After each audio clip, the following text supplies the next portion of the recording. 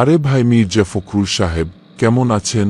আপনি তো আমাদের সরকার নিয়ে অনেক সমালোচনা করেন, কিন্তু আজকে কি খাবেন, বার্গার নাকি পিৎজা? কাদের ভাই, বার্গার পিৎজা তো অনেক খেলাম, এবার একটু গণতন্ত্র খাওয়ান দেখি।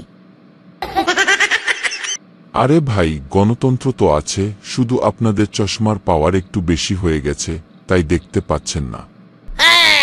গণতন্ত্র যদি থাকেই তাহলে জনগণ ভোট দিতে গেলেই কেন ব্যালট আগেই ভর্তি হয়ে যায়?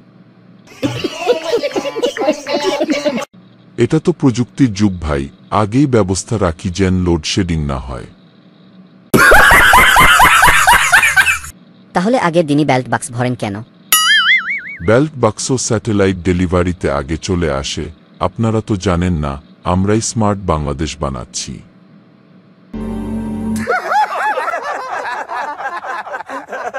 স্মার্ট বাংলাদেশ ঠিক আছে, কিন্তু ভোটাররা স্মার্ট কার্ড নিয়ে যায় আর ফেরত আসে ভোট ছাড়া। ভাই, আমরা চাই জনগণ শান্তিতে থাকুক, তাই তাদের কষ্ট কমিয়ে আগে থেকেই ভোট দিয়ে দেই।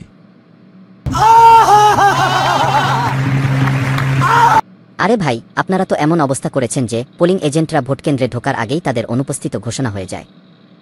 এটা তো অ্যাডভান্স পলিটিক্স ভাই, আপনাদেরও শেখা উচিত।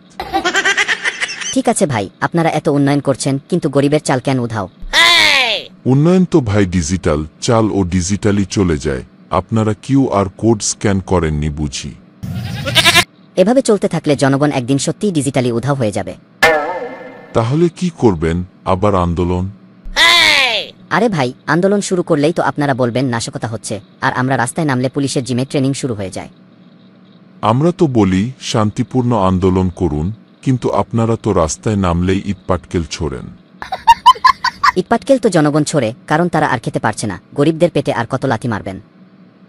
ঠিক আছে ভাই, তর্ক বাদ দিন, চলেন একসাথে একটা চা খাই, চা খেতে খেতে আলোচনা করি। ঠিক আছে, তবে চা খেতে খেতে গণতন্ত্রের একটু চিনি বেশি দিতে ভুলবেন না। তারপর দেখেন আমরা কিভাবে আপনাদের লাথি মেরে আউট করে দেই।